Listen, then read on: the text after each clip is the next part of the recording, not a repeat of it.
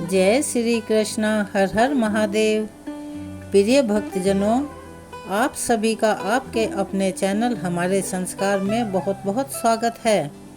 आज की इस पावन भक्ति यात्रा में वैशाख मास यह केवल एक महीना मात्र नहीं, बल्कि पुण्य, तप, दान और भगवान की कृपा पाने का सबसे श्रेष्ठ समय और अवसर माना गया है।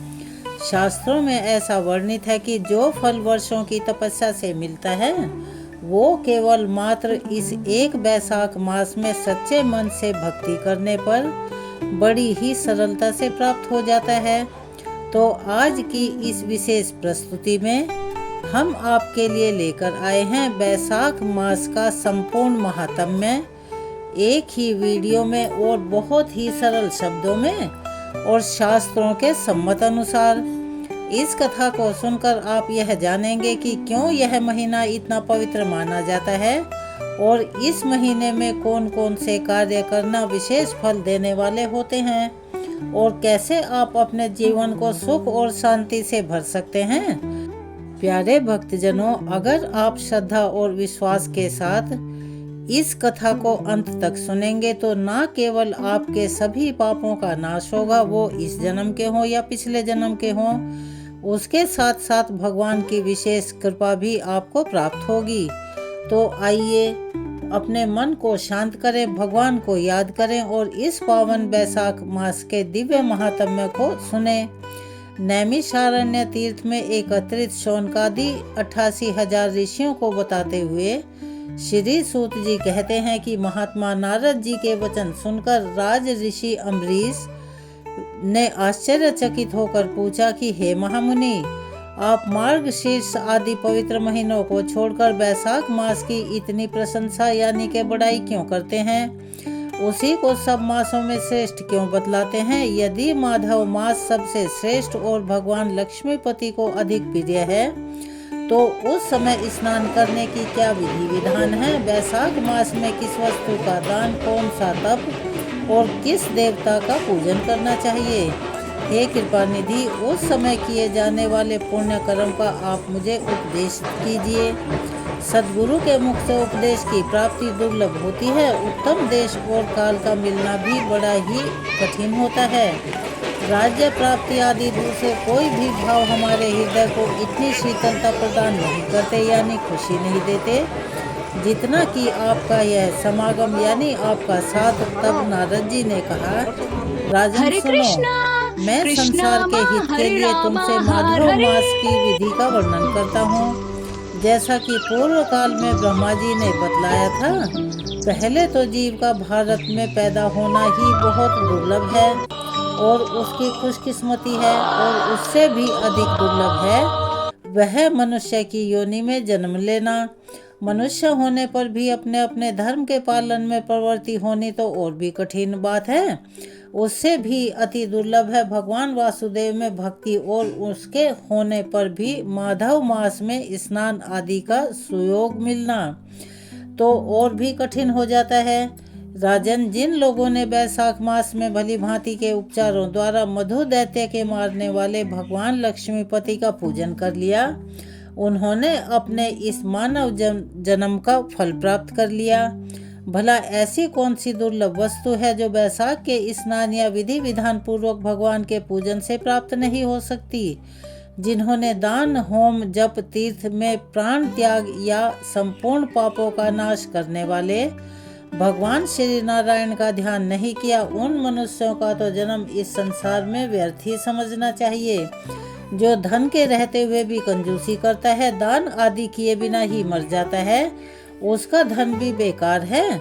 राजन, उत्तम कुल में जन्म, अच्छी मृत्यु, श्रेष्ठ भोग, सुख दान करने में अधिक प्रसन्नता, उदारता तथा उत्तम धैर्य, यह सब कुछ भगवान श्री विष्णु की कृपा से ही प्राप्त होते हैं। महात्मा नारायण के अनुग्रह से ही मनोवांछित सिद्धियां प्राप्त होती हैं। जो कार्तिक में, माघ में तथा माधव को प्रिय लगने वाले वैशाख मास में स्नान करके मधुहंता लक्ष्मीपति दामोदर की विशेष विधि के साथ भक्ति पूर्वक पूजा करता है और अपनी शक्ति के अनुसार दान देता है, वह मनुष्य इस लोक का सुख भोग कर अंत में श्री हरि के पद को प्राप्त होता है। हे राजन, जैसे सूर्योदय होने पर अंधकार खत्म हो जाता है, उसी प्रकार वैशाख मास में प्रातः स्नान करने से अनेक जन्मों जन्मांतरों की उपार्जित पाप राशि नष्ट हो जाती है। ये बात ब्रह्मा जी ने मुझे बताई थी। भगवान श्री विष्णु ने माधव मास की महिमा का विशेष प्रचार किया है। अतः इस महीने के आने पर मनुष्यों को पवित्र करने वाले पुण्य जल से परिपूर्ण गंगा तीर्थ, नर्मदा तीर्थ, यमुना तीर्थ अथवा सरस्वती तीर्थ में सूर्योदय से पहले स्नान करके भगवान मुकुंद की पूजा करनी चाहिए। इससे तपस्या का फल भोगने के पश्चात अक्षय स्वर्ग की प्राप्ति होती है। भगवान श्री नारायण अनामयी रोग व्याधि से रहित हैं। उन गोविंद देव की आराधना करके तुम भगवान का पद प्राप्त कर लोगे। हे राजन, देवाधिदेव लक्ष्मीपति पापों का नाश करने वाले हैं। उन्हें नमस्कार करके चैत्र की पूर्णिमा को इस व्रत का आरंभ कर देना चाहिए। व्रत लेने वाला पुरुष नियमों का पालन करे, शक्ति के अनुसार यानी अपने सामर्थ्य के अनुसार कुछ दान अवश्य दें और हविष्य भोजन करें। भूमि पर सोएं, ब्रह्मचर्य व्रत में दृढ़ता पूर्वक स्थित रहें तथा हृदय में भगवान श्री नारायण का ध्यान करते हुए कृत आदि तपस्याओं के द्वारा शरीर को सुखाएं। इस प्रकार नियम से रहकर जब वैशाख की पूर्णिमा आए उस दिन मधु यानी शहद तथा तिल आदि का दान करें। श्रेष्ठ ब्राह्मणों को भक्ति पूर्वक भोजन करवाएं, उन्हें दक्षिणा सहित धेनु दान दें तथा वैशाख स्नान के व्रत में जो कुछ भी त्रुटि हुई हो उसकी पूर्णता के लिए ब्राह्मणों से प्रार्थना करें। राजन, जिस प्रकार लक्ष्मी जी जगदीश्वर माधव की प्रिया हैं, उसी प्रकार माधव मास भी मधुसूदन को बहुत प्रिय है। इस तरह उपर्युक्त नियमों के पालन पूर्वक 12 वर्षों तक वैशाख स्नान करके अंत में मधुसूदन की प्रसन्नता के लिए अपनी शक्ति के अनुसार व्रत का उद्यापन करें। अम्बरीश, पूर्व काल में ब्रह्मा जी के मुख से मैंने जो कुछ भी सुना था वह सब वैशाख मास का महात्म्य मैंने तुम्हें ज्यों का त्यों बतला दिया। राजा अम्बरीश ने पूछा, मुन्न, स्नान में परिश्रम तो बहुत थोड़ा है, फिर भी उससे अत्यंत दुर्लभ फल की प्राप्ति होती है। मुझे इस पर विश्वास क्यों नहीं होता? मुझे मोह क्यों हो रहा है? तब नारद जी ने कहा, राजन, तुम्हारा संदेह ठीक है। थोड़े से परिश्रम के द्वारा महान फलों की प्राप्ति होती है। असंभव सी बात, फिर भी इस बात पर विश्वास करो, क्योंकि यह ब्रह्मा जी की बताई हुई बात है। धर्म की गति बड़ी सूक्ष्म होती है, उसे समझने में बड़े बड़े पुरुषों को भी कठिनाई होती है। श्री हरि की शक्ति अचिंत्य है, उनकी कृति में विद्वानों को भी मोह हो जाता है। विश्वामित्र आदि अक्षत्रिय थे, किंतु धर्म का अधिक अनुष्ठान करने के कारण वे ब्राह्मणत्व को प्राप्त हो गए। अतः धर्म की गति अत्यंत सूक्ष्म है। भूपाल, तुमने सुना होगा, अजामिल अपनी धर्मपत्नी का परित्याग करके सदा पाप के मार्ग पर ही चलता था। फिर भी मृत्यु के समय उसने केवल पुत्र के स्नेहवश नारायण कहकर पुकारा। पुत्र का चिंतन करके नारायण का नाम लिया, किंतु इतने से ही उसको अत्यंत दुर्लभ पद की प्राप्ति हुई। जैसे अनिच्छा पूर्वक भी अगर आग का स्पर्श कर लिया जाए तो वह शरीर को जलाएगी ही जलाएगी, उसी प्रकार किसी दूसरे निमित्त से भी अगर श्री गोविंद का नाम आपने ले लिया तो वह समस्त पाप राशियों को भस्म कर डालता है। जीव बड़ा विचित्र है, प्राणियों की भावनाएं विचित्र हैं, कर्म विचित्र हैं तथा कर्मों की शक्तियां भी विचित्र हैं। शास्त्र में जिसका महान फल बतलाया गया है वही कर्म महान है, फिर वह अल्प परिश्रम साध्य हो या फिर अधिक परिश्रम वाला हो। छोटी सी वस्तु से भी बड़ी से बड़ी वस्तु का नाश होता देखा गया है। जरा सी चिंगारी के बोझ से तिनके स्वाहा हो जाते हैं यानी जल जाते हैं। जो श्री कृष्ण के भक्त हैं उनके अनजाने में किए हुए हजारों हत्याओं से युक्त भयंकर पातक तथा चोरी आदि पाप भी नष्ट हो जाते हैं। हे वीर, जिसके हृदय में भगवान श्री विष्णु की भक्ति है वह विद्वान पुरुष यदि थोड़ा सा भी पुण्य का कार्य कर लेता है तो वह अक्षय फल देने वाला होता है। अतः माधव मास में माधव की भक्ति पूर्वक आराधना करके मनुष्य अपनी मनोवांछित कामनाओं को प्राप्त कर लेता है। इस विषय में संदेह नहीं करना चाहिए। शास्त्रों में वर्णित विधि से किया जाने वाला छोटे से छोटा कर्म भी क्यों न हो, उसके द्वारा बड़े से बड़े पाप भी क्षय हो जाते हैं तथा उत्तम कर्म की वृद्धि होने लगती है। राजन, भाव तथा भक्ति दोनों की अधिकता से फल में अधिकता होती है। धर्म की गति सूक्ष्म है, वह कई प्रकार से जानी जाती है। महाराज, जो भाव से हीन है, जिसके हृदय में उनका भाव और भगवान की भक्ति नहीं है, वह अच्छे देश तथा काल में जाकर जीवन भर पवित्र गंगा जल से नहाता और दान देता रहे तो भी कभी शुद्ध नहीं हो सकता। ऐसा मेरा मानना है। अतः अपने हृदय कोमल में शुद्ध भाव की स्थापना करके वैशाख मास में प्रातः स्नान करने वाला जो विशुद्ध चित्त पुरुष भक्ति पूर्वक भगवान लक्ष्मीपति की पूजा करता है, उसके पुण्यों का तो वर्णन करने की शक्ति मुझ में भी नहीं है। अतः राजन, तुम वैशाख मास के फल के विषय में विश्वास करो। छोटा सा शुभ कर्म भी सैकड़ों पाप कर्मों का नाश करने वाला होता है। जैसे हरि नाम के भय से राशि राशि पाप भी नष्ट हो जाते हैं, उसी प्रकार सूर्य के मेष राशि में स्थित होने के समय प्रातः काल स्नान करने से तथा तीर्थ में भगवान की स्तुति करने से भी समस्त पापों का नाश हो जाता है।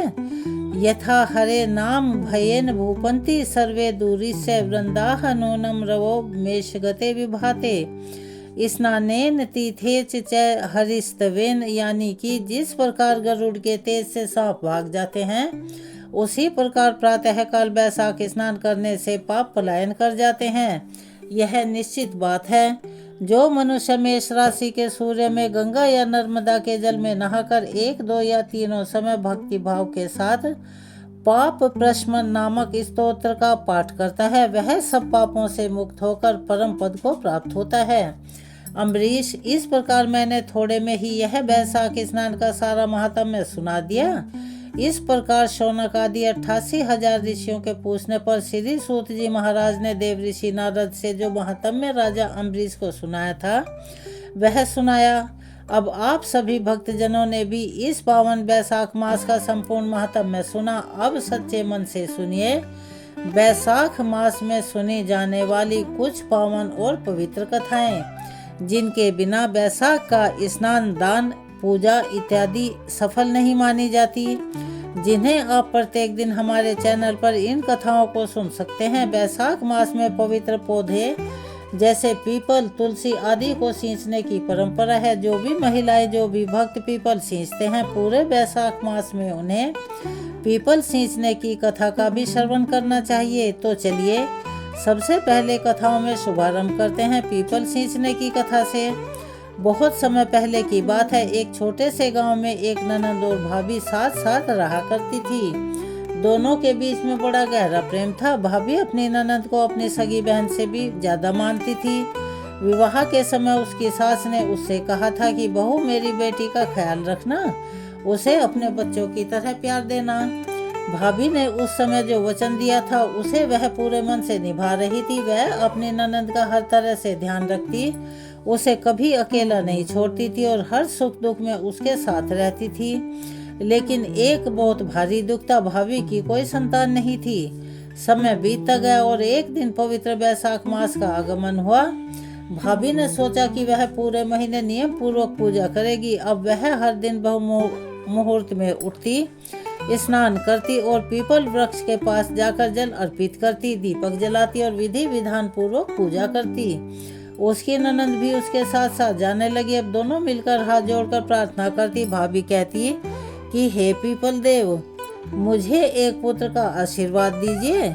और ननद, जो कि बहुत भोली भाली थी, अपनी भाभी की देखा देखी वह भी भोले मन से कहती कि पीपल देव, जो मेरी भाभी मांग रही है, मुझे भी वही आशीर्वाद दीजिए। इस प्रकार दोनों पूरे श्रद्धा भाव से रोज पीपल की सेवा और पूजा किया करती थी। धीरे धीरे पूरा वैशाख मास बीतने को आया। उनकी सच्ची भक्ति से प्रसन्न होकर पीपल देव प्रकट हुए। उन्होंने भाभी को पुत्र प्राप्ति का वरदान दे दिया। लेकिन जब ननद ने भी वही वरदान मांगा तो पीपल देव कुछ देर के लिए सोच में पड़ गए। पीपल देव सोचने लगे कि यह तो अभी कुंवारी है, इसे पुत्र का वरदान भला कैसे मिल सकता है। परंतु उसकी निष्कपट भक्ति और बार बार की प्रार्थना को देखकर उन्होंने उसे भी पुत्र रत्न का वरदान दे दिया। कुछ समय बाद भाभी गर्भवती हो गई और आश्चर्य की बात यह हुई कि ननद के पेट पर भी एक छोटा सा फोड़ा उभर आया। समय पूरा हुआ और भाभी ने एक सुंदर पुत्र को जन्म दिया। वहीं ननद ने उस फोड़े से भी एक बालक उत्पन्न हो गया। जब भाभी ने देखा तो वह बहुत घबरा गई। उसने ननंद से पूछा तो ननंद ने पूरी सच्चाई बता दी कि यह सब पीपल देव के वरदान का परिणाम है। भाभी अब घोर चिंता में पड़ गई। सोचने लगी कि अगर यह बात गांव भर में फैल गई तो ननंद की तो बदनामी हो जाएगी, फिर उसकी शादी भी नहीं हो पाएगी। बहुत सोचने के बाद उसने निर्णय किया और बोली, तुम किसी को भी कुछ मत बताना, मैं सबको कह दूंगी कि मेरे जुड़वा बच्चे हुए हैं। उसने यह बात अपने पति से भी छुपा ली। फिर एक दिन भाभी पानी लेने के लिए बाहर गई और ननंद को बच्चों की देखभाल करने के लिए कह दिया। ननंद बच्चों को सुला रही थी कि तभी उसका बच्चा रोने लगा। वह उसे गोद में लेकर चुप कराने लगी और अनजाने में बार बार कहने लगी, बिना बाप के कन्हैया तू कहाँ से आया। ठीक उसी समय उसका भाई वहां आ गया और उसने यह बात सुन ली जो उसकी बहन बोल रही थी। उधर जब भाभी वापस आई तो लड़की के भाई ने उससे सारी बात जानने की जिद की। पहले तो भाभी टालती रही, लेकिन अंत में उसने अपने पति को पूरी बात सच सच बता दी। यह सुनकर लड़की का भाई बहुत चिंता से भर गया। सोचने लगा कि अब मेरी बहन की इज्जत का भला क्या होगा, कौन उससे शादी करेगा। वह दुखी होकर उस बच्चे को लेकर पीपल वृक्ष के पास गया और बोला, हे पीपल देव, यह आपने क्या किया। मेरी बहन तो नादान थी, लेकिन आप तो सब कुछ जानते थे। अब इस बच्चे की जिम्मेदारी आप ही संभालिए। ऐसा कहकर उसने बच्चे को पीपल के चबूतरे पर लिटा दिया। तभी एक अद्भुत चमत्कार हुआ। पीपल का वह पेड़ 2 हिस्सों में बट गया और वह बच्चा उसमें समा गया। साथ ही चबूतरे में भी एक दरार पड़ गई। समय बीतता गया। कुछ समय बाद भाई भाभी ने अपने घर में एक बड़ा हवन करवाने का निश्चय किया। पूरे गांव को निमंत्रण दिया गया। पंडित जी ने हवन शुरू कर दिया, लेकिन आश्चर्य था कि अग्नि प्रज्वलित ही नहीं हो पा रही थी। घी डाला गया, मंत्र पढ़े गए, बहुत सारे प्रयत्न किए गए, लेकिन अग्नि थी कि जल ही नहीं रही थी। तभी गांव के बुजुर्गों ने कहा, लगता है किसी अपने को बुलाना रह गया है। लेकिन भाई ने कहा, मैंने तो सबको बुलाया है। तभी पास के आश्रम से एक ज्ञानी संत को बुलवाया गया। उन्होंने ध्यान लगाकर कहा कि तुमने अपने भांजे को नहीं बुलवाया, इसीलिए हवन पूर्ण नहीं हो सकता। अब भाई चौंक गया, बोला, मेरा तो कोई भांजा हुआ ही नहीं। तब संत बोले, वही भांजा जिसे तुम पीपल को सौंप आए थे। अब तो भाई ने सबके सामने पूरी सच्चाई बता दी। यह सुनकर गांव वाले बोले, इसमें शर्म की क्या बात है, यह तो देवता का आशीर्वाद है। फिर भी सभी ढोल नगाड़ों के साथ पीपल वृक्ष के पास जा पहुंचे और हाथ जोड़कर प्रार्थना करने लगे। तभी फिर से चमत्कार हुआ। पीपल का पेड़ 2 भागों में बट गया और वह बालक सही सलामत बाहर आ गया। देखकर सभी लोग खुशी से झूम उठे। वे उस बच्चे को बड़े सम्मान के साथ घर लेकर आए और पुनः हवन शुरू हो गया। इस बार हवन की अग्नि तुरंत प्रज्वलित हो उठी और पूरा वातावरण दिव्यता से भर गया। तभी से यह मान्यता है कि वैशाख मास में पीपल वृक्ष की पूजा करने से निसंतानों को संतान सुख मिलता है, निर्धन को धन मिलता है, कुंवारों को योग्य जीवन साथी मिलता है और हर मनोकामना पूर्ण होती है। इसीलिए भक्तजनों, सच्चे मन और श्रद्धा से की गई भक्ति कभी व्यर्थ नहीं जाती। तो प्रिय भक्तजनों, वैशाख मास हमारे जीवन में वह अवसर लेकर आता है जब भगवान श्री हरि विष्णु अपने भक्तों की छोटी सी भक्ति पर भी रीझ जाते हैं और उन्हें अनमोल फल प्रदान करते हैं। ऐसा कहा जाता है कि इस मास में गंगा स्नान का पुण्य अनेक जन्मों के पापों को हर लेता है। और आज की यह कथा हमें यही सिखाती है कि सच्ची श्रद्धा चाहे किसी भी रूप में हो, मनुष्य या पशु भगवान तक अवश्य पहुंचती है। तो चलिए अब सुनते हैं वैशाख स्नान की एक अद्भुत, चमत्कारी और मन को छू लेने वाली कथा। बहुत समय पहले की बात है। एक समृद्ध नगर में एक राजा राज्य करता था। वह राजा अत्यंत दयालु, धर्मात्मा और भगवान विष्णु का अनन्य भक्त था। हर वर्ष वैशाख मास आने पर वह स्वयं गंगा जी जाकर विधि पूर्वक स्नान करता और दान्य पुण्य किया करता था। एक बार जब वैशाख मास आया तो राजा के मन में अहंकार उत्पन्न हो गया। उसने सोचा, मैं इस नगर का राजा हूँ, मुझे सबसे पहले गंगा स्नान करने का अधिकार है। और फिर तो उसने पूरे नगर में यह ढिंढोरा पिटवा दिया कि गंगा जी में सबसे पहले स्नान मैं ही करूँगा। अगर कोई भी पुरुष मुझसे पहले स्नान करेगा तो मैं उसे अपना आधा राज्य दे दूंगा। और यदि कोई स्त्री मुझसे पहले स्नान करेगी तो मैं उससे विवाह कर लूंगा। यह घोषणा सुनकर सभी आश्चर्यचकित रह गए। अब तो राजा ने घाट पर कड़ा पहरा भी लगवा दिया ताकि कोई भी उससे पहले स्नान ना कर सके। अब प्रत्येक दिन राजा भोर में गंगा घाट पर पहुंचता, लेकिन वहां पर पहले से ही गीला होता और जल में हलचल भी दिखती थी। ऐसा लगता था जैसे कोई उससे पहले वहां से स्नान करके जा चुका हो। राजा ने पहरा और भी कड़ा कर दिया। सैनिक पूरी रात जागकर पहरा देने लगे, लेकिन फिर भी हर सुबह वही दृश्य सामने आता था। दरअसल होता क्या था, गंगा घाट के समीप एक पेड़ पर एक बंदरिया रहती थी। वह अपने पिछले जन्म के पुण्यों के कारण इस जन्म में भी भगवान विष्णु की भक्त थी। उसे अपने पूर्व जन्म का स्मरण था और इसी कारण वह हर दिन प्रातः काल सबसे पहले गंगा जी में स्नान किया करती थी।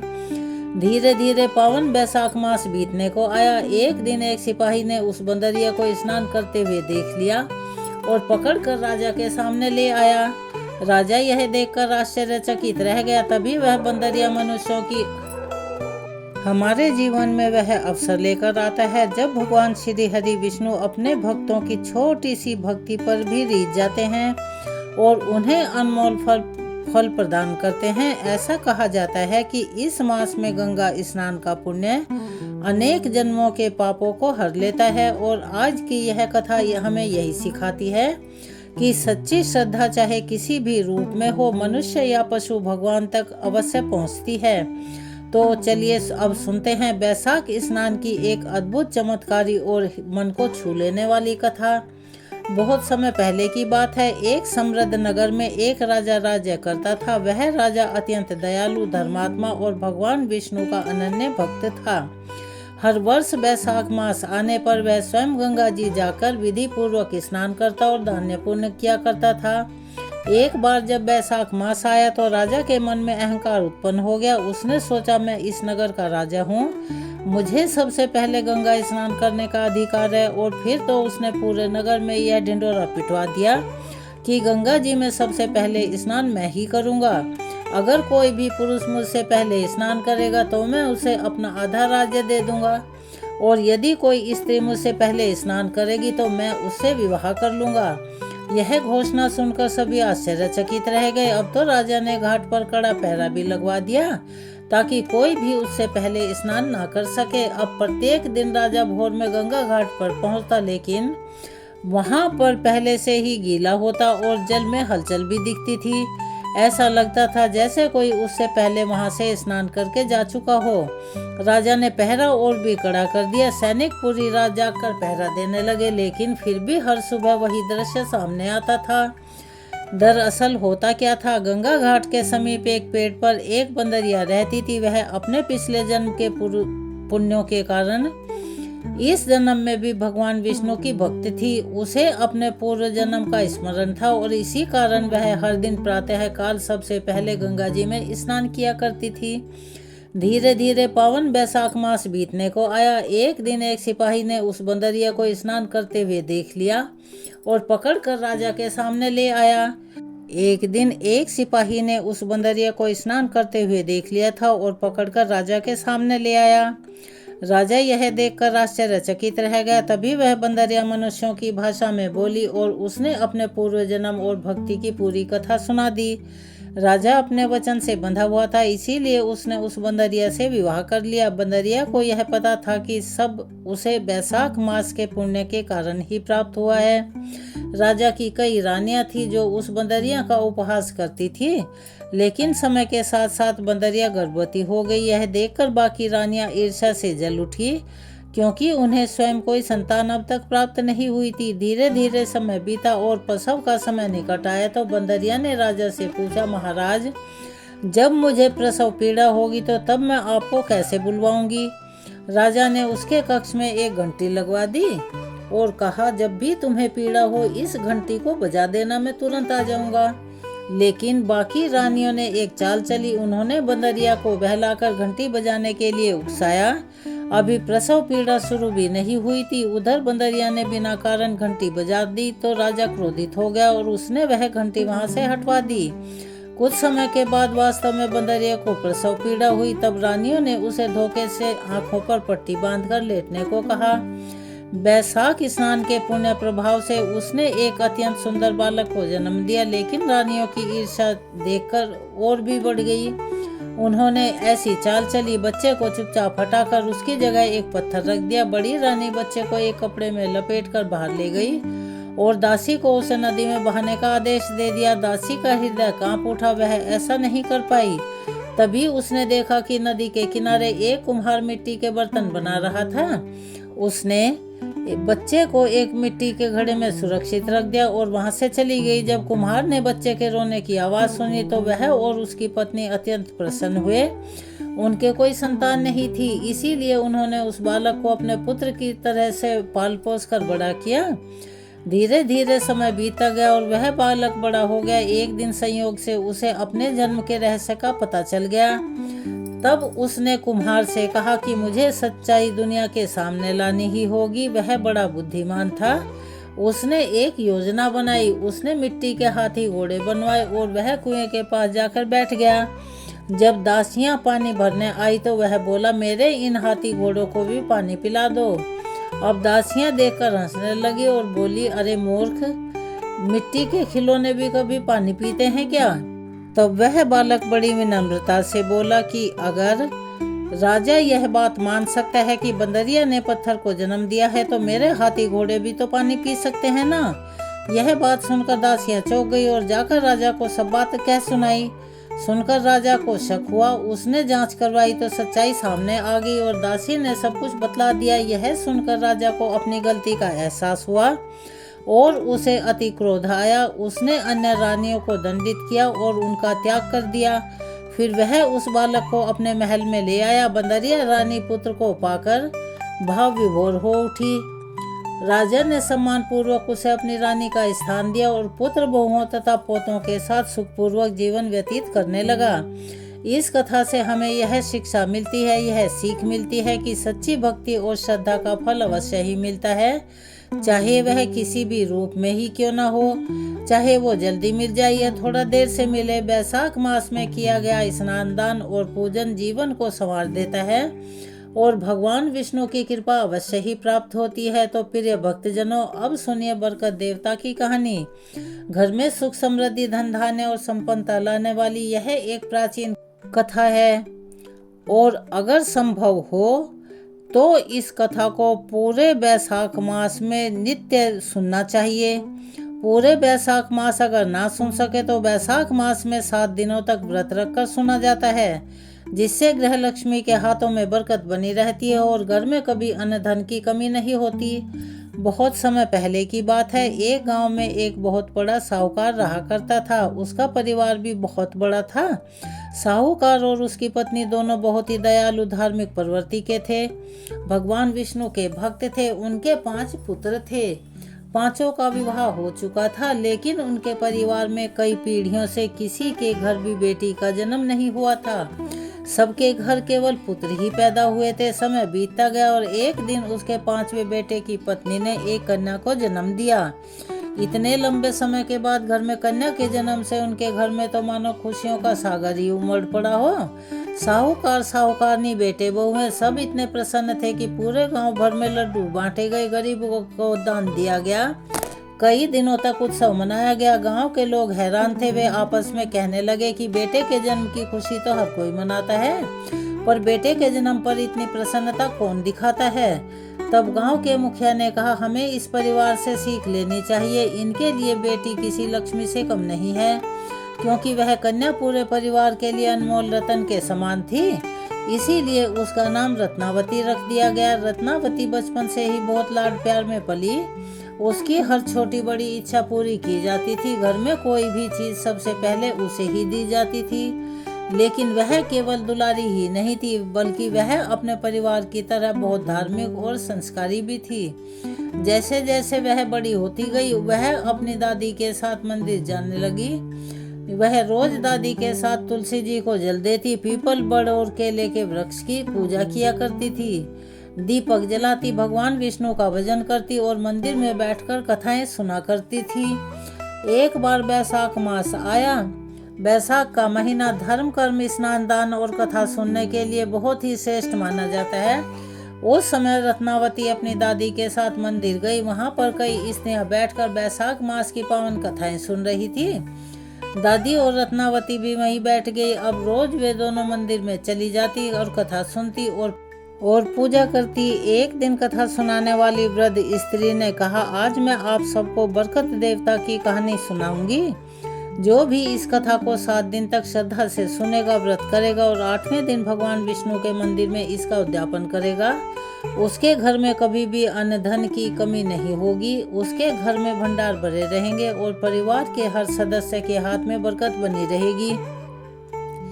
यह सुनकर साहूकारनी ने मन ही मन निश्चय किया कि वह भी 7 दिन तक यह व्रत करेगी। उसने 7 दिन तक यह कथा सुनी, व्रत रखा और 8वें दिन भगवान विष्णु के मंदिर में विधि पूर्वक बरकत की कथा का उद्यापन किया। उसने नारियल, मिठाई, दक्षिणा और प्रसाद चढ़ाया तथा भगवान से सदा अपने घर में बरकत बनाए रखने की प्रार्थना की। उस समय रत्नावती बहुत छोटी थी, इसीलिए उसकी दादी ने केवल स्वयं व्रत किया, रत्नावती से नहीं करवाया। यही एक भूल हो गई। धीरे धीरे रत्नावती बड़ी हुई। जब वह विवाह के योग्य हुई तब उसके माता पिता ने एक अच्छे से संस्कारी परिवार में उसका विवाह भी कर दिया।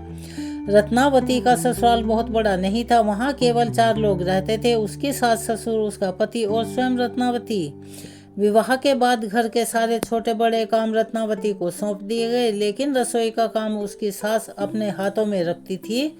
उसकी सास रोज भोजन बनाती, फिर सबसे पहले अपने पति को खिलाती, उसके बाद अपने बेटे को, फिर स्वयं खाती थी और सबसे अंत में कढ़ाई में जो थोड़ा बहुत खुरचन या बचा हो कुचा रह जाता था वही रत्नावती को दे देती थी। रत्नावती चुपचाप वही खा लेती। कभी कभी उसे केवल 2 कोर ही मिलते थे तो कभी केवल खुरचन, बाकी समय वह पानी पीकर सो जाती। धीरे धीरे उसका शरीर कमजोर होने लगा, उसका चेहरा उतर गया, वह दिन प्रतिदिन कमजोर होती चली गई। अब उसे देखकर एक दिन उसके पति ने पूछा, रत्नावती, हम तो घर में केवल 4 लोग ही हैं, मैं अच्छा कमाता हूँ, घर में अच्छा खाना बनता है, फिर तुम क्यों इतनी कमजोर होती जा रही हो? तुम्हें आखिर किस बात की चिंता, दुख है? तब रत्नावती ने संकोच से कहा, आपकी माँ आप सबको भरपेट भोजन देती है, मुझे केवल कढ़ाई की खुरचन देती है। मुझे कभी भरपेट भोजन नहीं मिलता, इसीलिए मैं कमजोर होती जा रही हूँ। उसका पति यह सुनकर चौंक गया। उसने कहा, नहीं, मुझे तुम्हारी बात पर विश्वास नहीं होता। मेरी माँ ऐसा कभी नहीं कर सकती। कल से तुम मेरी थाली का भोजन खा लेना और जो तुम्हें दिया जाएगा वो मैं खाऊंगा। अगले दिन से वही होने लगा। रत्नावती का पति बहाना करके थाली अपने कमरे में ले जाता और अपने हिस्से का भोजन रत्नावती को खिलाता और उसके बदले में स्वयं वह खुरचन खा लिया करता जो रत्नावती को दी जाती थी। कुछ ही दिनों में उसका पति भी कमजोर होने लगा, उसका शरीर सूखने लगा। तब उसकी माँ ने पूछा, बेटा, मैं तो तुम्हें इतना अच्छा भोजन देती हूँ, फिर तुम क्यों इतने कमजोर होते जा रहे हो? तब बेटे ने कहा, माँ, मैं वही खा रहा हूँ जो आप मेरी पत्नी को देती थी और मेरा भोजन मैं उसे दे देता हूँ। अगर मुझे अच्छा भोजन ना मिले तो मेरा शरीर भी कमजोर होगा ही। वह भी तो किसी की बेटी है और उसे इस तरह क्यों भूखा रखा जा रहा है? यह सुनकर सास को अपनी गलती का एहसास हुआ। उसने उसी समय घर की चाबियां रत्नावती को सौंप दी और कहा कि बेटा, अब से रसोई की जिम्मेदारी भी तुम्हारी है, तुम जैसा चाहो उचित समझो। उस दिन रत्नावती बहुत खुश हुई। उसने बड़े प्रेम से ढेर सारा भोजन बनाया, रोटी, सब्जी, दाल और कई प्रकार के पकवान, खीर आदि। फिर उसने सबसे पहले अपने ससुर को भोजन करवाया, फिर सास को, फिर अपने पति को और सबके भोजन करने के बाद जब वह स्वयं खाने बैठी तो उसने देखा कि उसके लिए तो कुछ भी नहीं बचा था। कढ़ाई बिल्कुल साफ थी, उसे एक और कौर भी नहीं मिला। उस दिन उसे भूखे पेट ही सोना पड़ा। दूसरे दिन उसने और भी अधिक भोजन बनाए, लेकिन फिर वही हाल हुआ। सबके खा लेने के बाद उसके लिए आज भी कुछ नहीं बचा। अब उसे लगने लगा कि शायद उसके भाग्य में अन्न लिखा ही नहीं है, शायद अन्न देवता ही उससे रुष्ट हो गए हैं। कुछ समय के बाद वह फिर से कमजोर होने लगी। तब उसकी सास ने पूछा, बहू, अब तो तुम खाना खुद बनाती हो, फिर भी तुम क्यों कमजोर हो रही हो? तब रत्नावती ने अपनी सास को सारी बात बता दी। यह सुनकर सबको बड़ा आश्चर्य हुआ। मायके में जब रत्नावती की दादी को यह बात पता चली तो उन्होंने तुरंत ही समझ लिया कि बचपन में रत्नावती ने बरकत देवता की कथा का व्रत और उद्यापन नहीं करवाया गया था, इसी कारण उसके जीवन में यह कमी बनी हुई है। तब उसकी दादी और माँ ने निश्चय किया कि वे रत्नावती से 7 दिन तक बरकत देवता की कथा सुनवाएंगी, व्रत करवाएंगी और 8वें दिन उसका उद्यापन करवाएंगी। रत्नावती ने श्रद्धा से 7 दिन तक व्रत रखा, रोज कथा सुनी। 8वें दिन भगवान विष्णु के मंदिर में जाकर नारियल, मिश्री, मिठाई और दक्षिणा चढ़ाई। उसने भगवान से प्रार्थना की कि हे प्रभु, यदि मुझसे कोई भूल हो गई हो तो मुझे क्षमा कर दीजिएगा, मेरे घर में हमेशा बरकत बनाए रखिएगा। इसके बाद वह वापस ससुराल आई। उसने अपनी सास, ससुर और पति को भी पूरी कथा सुनाई। फिर सबने मिलकर 7 दिन तक का व्रत किया और 8वें दिन बरकत की कथा का उद्यापन किया। उस दिन रत्नावती ने जानबूझकर पहले से आधा भोजन बनाया। उसके पति और सास ने कहा, बहू आज तो खाना ज्यादा बनाओ। लेकिन रत्नावती मुस्कुराकर बोली, नहीं, आज मैं देखना चाहती हूँ कि बरकत देवता मुझसे प्रसन्न हुए हैं या नहीं। फिर उसने थोड़ा ही भोजन बनाया, पहले सास, ससुर, फिर पति को खिलाया। फिर जब वह स्वयं खाने बैठी तो देखा आश्चर्य, आज उसके लिए न केवल भरपेट भोजन बचा था बल्कि बहुत सारा भोजन उसके खाने के बाद भी बाकी बचा हुआ था। उस दिन से रत्नावती कभी भूखी नहीं रही। उसके घर में अन्न, धन और सुख की कमी नहीं रही। धीरे धीरे उसका स्वास्थ्य भी ठीक होने लगा और उसके हाथों में ऐसी बरकत आ गई कि थोड़ा सा भोजन भी पूरे परिवार के लिए पूरा होने लगा। हे बरकत देवता, जैसे आप रत्नावती पर प्रसन्न हुए वैसे ही सभी भक्तों पर प्रसन्न रहना। जैसे रत्नावती से रूठे थे वैसे कभी किसी से मत रूठना, और जो इस कथा को श्रद्धा से कहे, सुने, पढ़े, दूसरों को सुनाए और हुंकारा मात्र भरे, उसके घर में सदा सुख, शांति, धन और अन्न की बरकत बनी रहे। तो चलिए एक बार मेरे साथ प्यार से बोलिए, बरकत देवता की जय। तो प्यारे भक्तजनों, ये थी बैसाख मास में सुनी जाने वाली कुछ पावन पवित्र कथाएं। अब हम सुनाने जा रहे हैं वो कथा जिसके बिना अब तक सुनी गई सभी कथाओं का फल अधूरा माना जाता है। जैसा कि हम अपने हर वीडियो में बताते हैं कि लप्सी और तपसी की कहानी ऐसी है कि अगर उसको ना सुना जाए तो कोई भी व्रत और कथा का पठन पाठन पूर्ण नहीं माना जाता।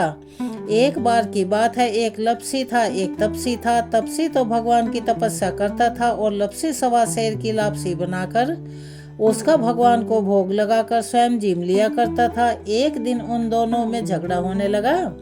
लप्सी कहने लगा मैं बड़ा हूँ, तपसी कहने लगा मैं बड़ा हूँ। इतने में नारद मुनि वहाँ पर आए और बोले, तुम क्यों लड़ रहे हो? तो तपसी ने कहा मैं बड़ा हूँ और लप्सी बोला मैं बड़ा हूँ।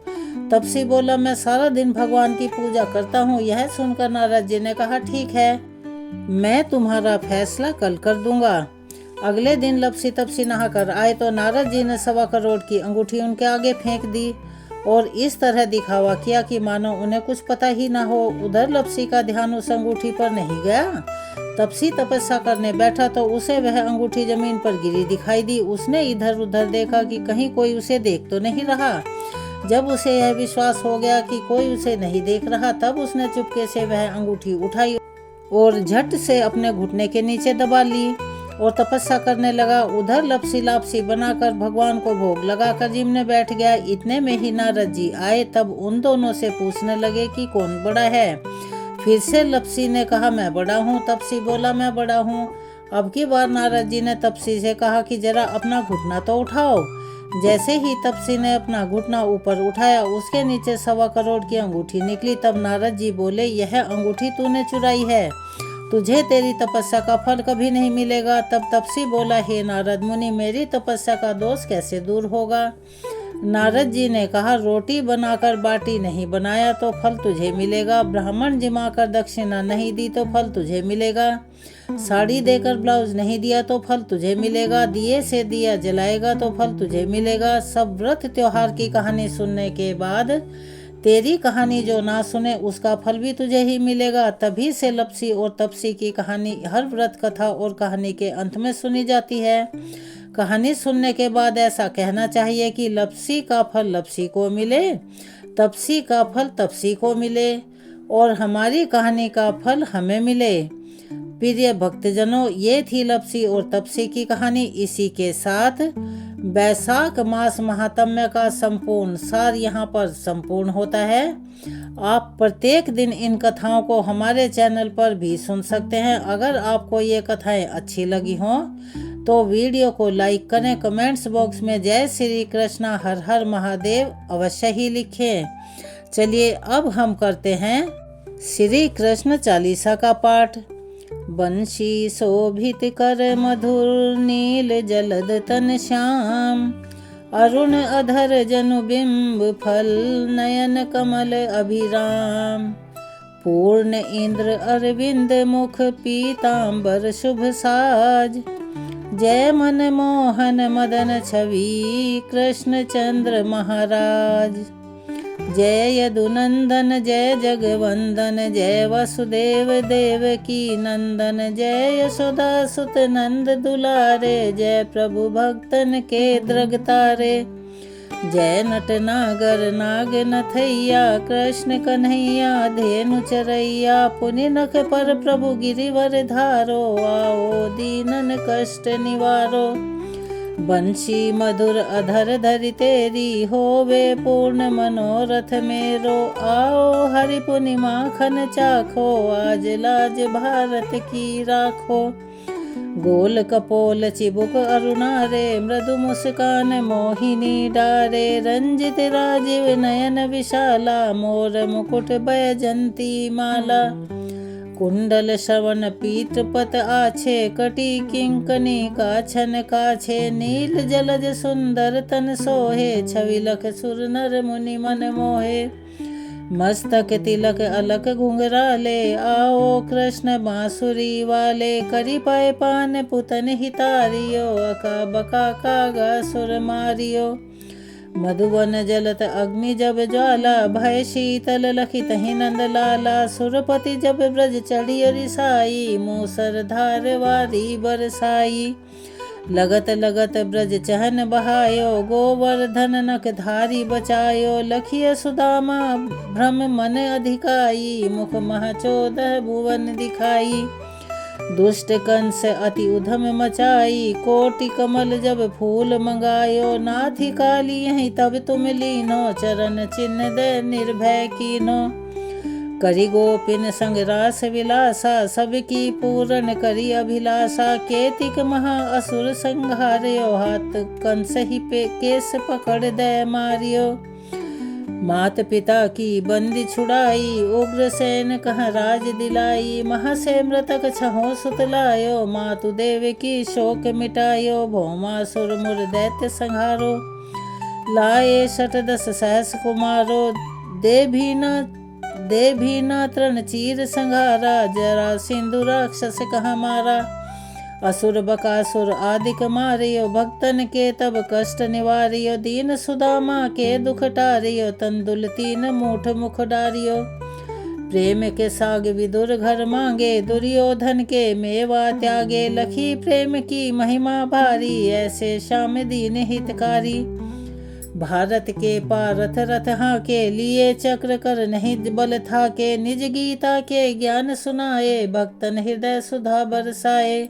मीरा थी ऐसी मत वाली, विष पी गई बजा कर ताली। राणा भेजा सांप पिटारी, शालिग्राम बने बनवारी। निज माया तुम विदहि दिखायो, उड़ते संशय सकल मिटायो। तब सत निंदा करी तत्काला, जीवन मुक्त भयो शिशुपाला। जब ही द्रौपदी टेर लगाई, दीनानाथ लाजे अब जाई। तुरत ही वसन बने नंद लाला, बड़े चीर भय अरिमुह काला। असनाथ के नाथ कन्हैया, डूबत भंवर बचावत नैया। सुंदर दास आस उर थारी, दया दृष्टि की जय बनवारी। नाथ सकल मन कुमति निवारो, समहु बेगी अपराध हमारो। खोलो पट अब दर्शन दीजो, बोलो कृष्ण कन्हैया की जय। बोलो कृष्ण कन्हैया की जय। यह चालीसा कृष्ण का पाठ करे उरधारी, रिद्धि नवनिधि फल लहे पदारथ चारी। बोलो कृष्ण भगवान की जय। अगर आप चैनल पर नए हैं तो प्लीज़ चैनल को सब्सक्राइब करें, वीडियो को लाइक करें, ज़्यादा से ज़्यादा शेयर करें, बेल आइकन को भी अवश्य ही दबाएं। कमेंट्स बॉक्स में जय श्री कृष्णा, राधे राधे, हर हर महादेव लिखना ना भूलें। अपना प्यार और सहयोग हमें ऐसे ही प्रदान करते रहिएगा, क्योंकि आपके सहयोग और प्यार से हमारा मनोबल बढ़ता है और हमें बहुत मदद भी मिलती है। चलिए मिलते हैं अगली वीडियो में एक नई कथा और कुछ नई जानकारियों के साथ। तब तक के लिए जय श्री कृष्णा, राधे राधे, हर हर महादेव। धन्यवाद।